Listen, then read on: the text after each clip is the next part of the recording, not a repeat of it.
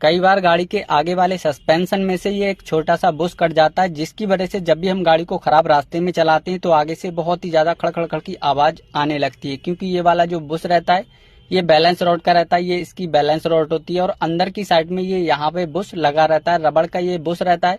तो balance rod जब ऊपर नीचे मूव करती है तो ये बुश दब जाता है, जिसके कारण इसमें प्ले आ जाती है और ये आवाज करने लगता है। और जब आप मैकेनिक को चेक कराते हैं तो मैकेनिक काफी कुछ आपको बता देता है कि काफी सामान इसका कटा हुआ है, आपको ये सब चेंज कराना पड़ेगा और काफी लंबा बिल आपका बैठाल देता है। तो कभी भी आपकी गाड़ी में इस तरीके की आवाज आती है तो सबसे पहले आपको ये वाला बुश चेक कराना है। अगर ये बुश सही है तभी आपको आगे का सामान खुलवाना है। तो छोटी सी इन्फॉर्मेशन थी, आपके पैसे भी बचाएगी और आपका टाइम भी बचाएगी। तो वीडियो को सेव कर लें और लाइक करना तो बिल्कुल भी ना भूलें।